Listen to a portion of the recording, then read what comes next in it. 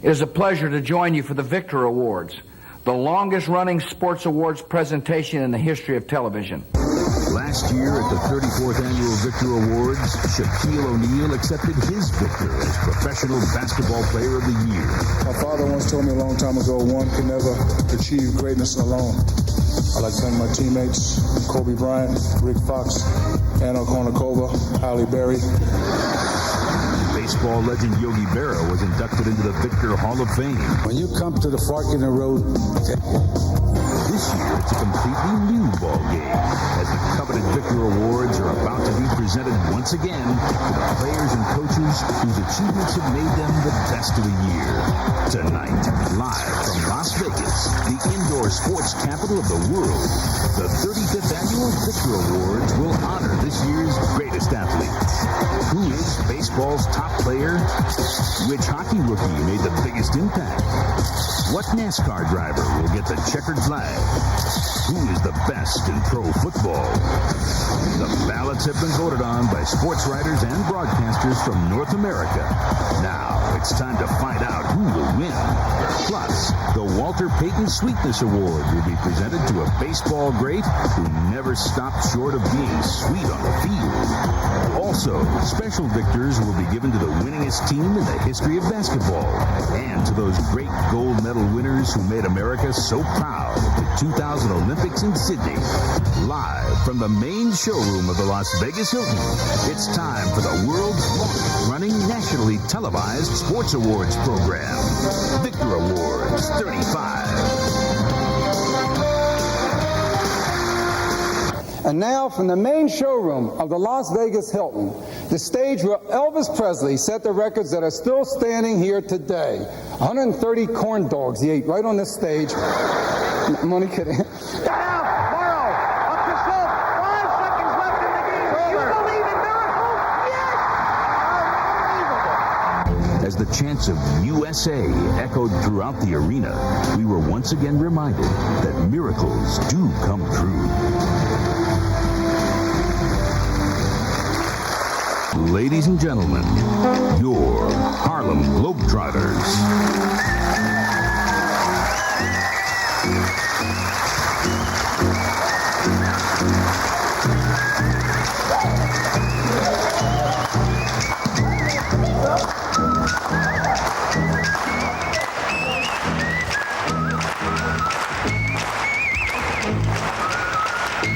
Ladies and gentlemen, honoring the very first Dream Team in history and accepting the special Victor Award on behalf of 75 years of Harlem Globetrotter teams, please welcome the one and only Meadowlark Lemon.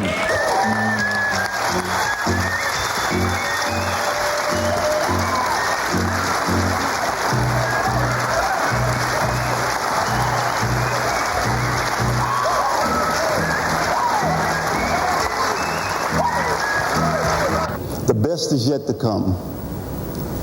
You will see me again. Yes.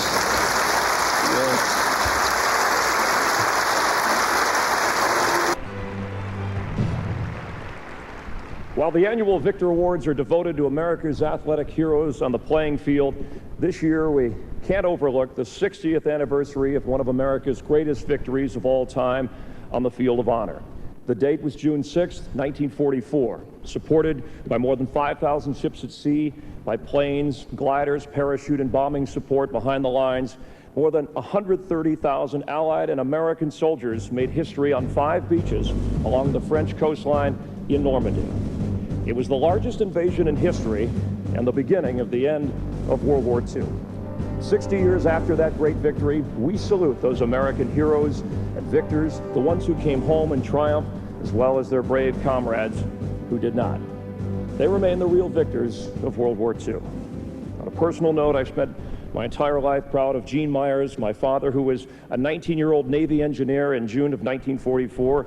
He was there for his country at Omaha Beach on D-Day. And tonight, representing all the heroes of D-Day, we salute a soldier who was there, who landed in France, fighting for his life and his country, and who received the Congressional Medal of Honor for his bravery. This evening, he accepts a special Victor Award on behalf of all the men who hit the beach that fateful June day back in 1944. Ladies and gentlemen, please welcome Lieutenant Walter D. Ehlers.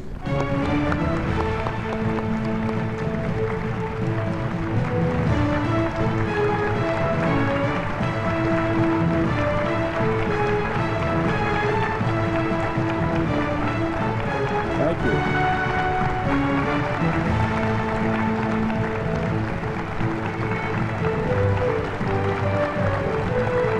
Thank you.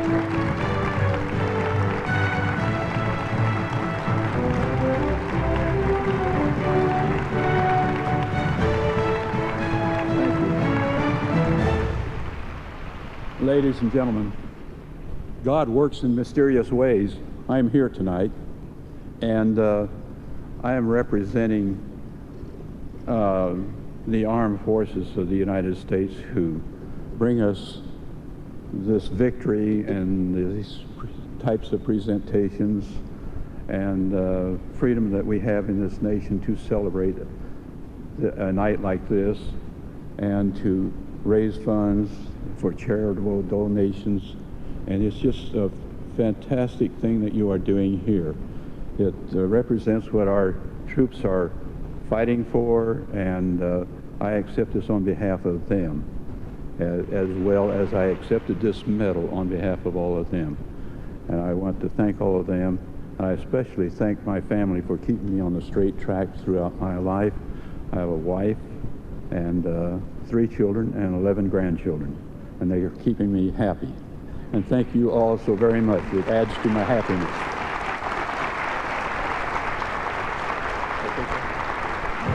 And now please welcome another great American hero, United States Senator John McCain.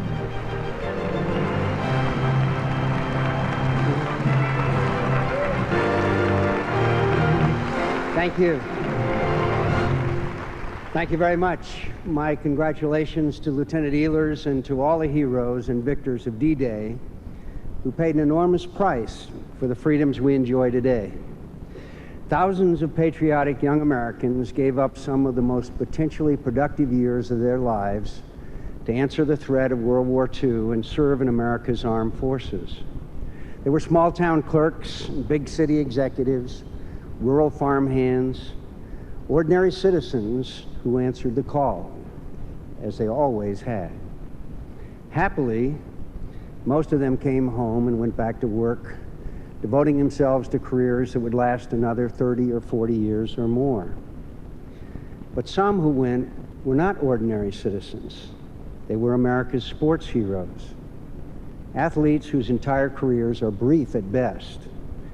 Because when an athlete in his 20s gives up 3, 4, or 5 years of his life and career, those are prime playing years, lost forever. A precious gift of time and opportunity that is absolutely irreplaceable. Nonetheless, when their country called, in a proud American tradition, America's athletes answered. The history of athletes serving their country in the military goes back to the Founding Fathers. Not Washington or Jefferson, but the Founding Fathers of the world of sports. After Abner Doubleday laid out the field in Cooperstown, he became General Doubleday and led the Union Army on the field at the Battle of Gettysburg and fired the first Union shot from Fort Sumter.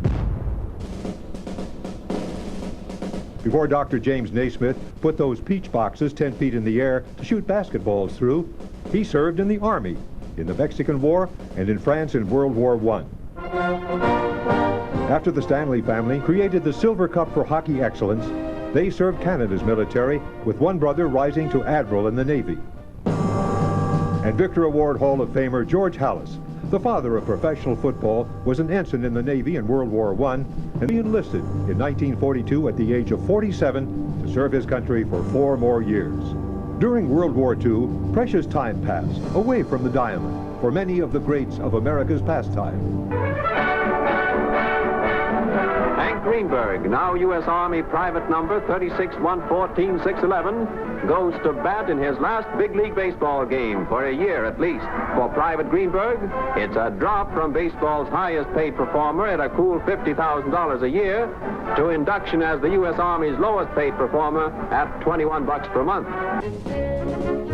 Ted Williams traded uniforms twice as he served in World War II and then flew 39 combat missions in Korea. And Victor Award Hall of Famer Jolton Joe DiMaggio spent 4 years away from the Yankees. How do you like playing for the Army, Joe? I don't mind it very much at all. As a matter of fact, I'm quite enjoying it. Although I'm looking forward someday to getting back to the Yankees. On land, at sea, and in the air, 170 American League players are serving the country. From the National League, 155 men have entered the armed forces. And when the war ended, the victory celebration in New York in 1945, led by General Dwight Eisenhower, culminated as Ike, a former baseball player, insisted on the motorcade going to a truly American place, a baseball field, the Polo Grounds. The general tells how before he went to West Point, he was for a while a baseball player. So he knows about hits, runs, and errors.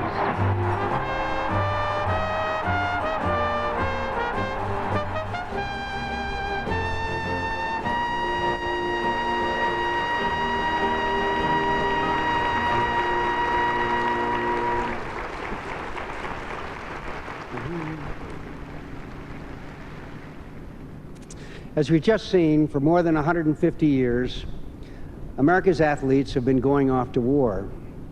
We're proud to point out that Joe DiMaggio and George Halas were not the only Victor Award Hall of Fame winners who each traded their team uniform for a military uniform and went off to serve their country. Believe it or not, legendary New York Yankee Yogi Berra was among America's naval heroes on D-Day, serving aboard a rocket launcher boat on the shores of Normandy. Bob Feller was the first major leaguer to volunteer for active duty in World War II, enlisting just 2 days after Pearl Harbor and serving as an anti-aircraft gunner on the battleship Alabama.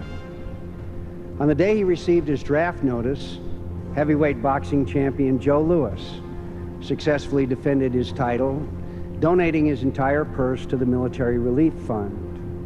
Warren Spahn was wounded during the Battle of the Bulge and received both the Purple Heart and the Bronze Star for bravery. Tennis champion Jack Kramer left the courts for the Coast Guard, serving at sea from 1942 to 1946. And the year after he was named Baseball Rookie of the Year, Willie Mays was drafted out of baseball and into the Korean War. Tonight, we're proud to induct into the Victor Hall of Fame another great American athlete who left the playing field behind and went to war. In World War II, Korea and Vietnam combined, more than 1,250 National Football Leaguers left the football field for active duty around the world. But times have changed drastically, and in the most recent conflict in the Middle East, one NFL player left his team to serve his country. He was a remarkable young American. In a day and age when patriotism is sorely tested, when yesterday's thousands and thousands of volunteers simply are no more, he stood apart. This young man turned his back on a professional football contract to enlist in the Army. He traded a $3.5 million contract for $350 a week.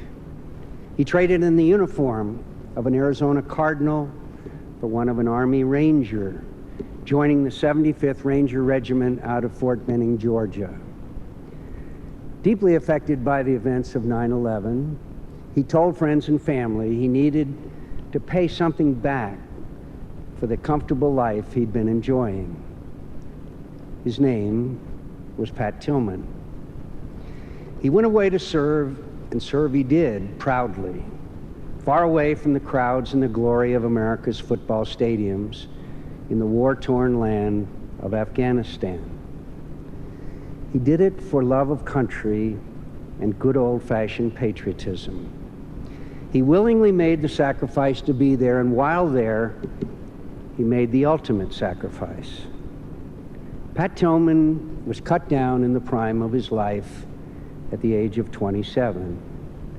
But he was a lot more than a casualty of war. It can truly be said that while many of us may be blessed to live a longer life than Pat did, few of us will ever live a better one. He left behind not just a loving wife and family, but teammates, fans, and friends who loved and admired him as well. And he left behind a reminder of what patriotism, duty, and honor once meant to many and still do to all Americans. Tonight, accepting on behalf of Pat Tillman are his mom and dad, Mary and Pat Sr., and his wife, Marie, as we salute a modern American hero and the newest member of the Victor Hall of Fame, Arizona Cardinal and United States Army Ranger, Colonel Pat Tillman.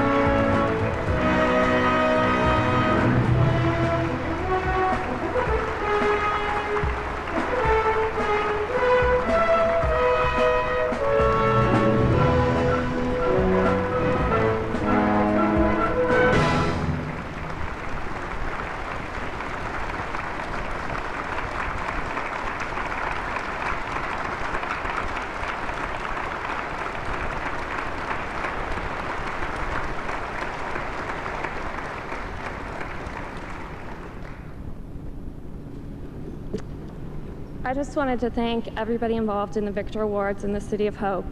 I'm truly honored to be accepting this award on behalf of my husband. Thank you very much. I want to congratulate the award winners. Tonight is about dedication, achievement, and excellence.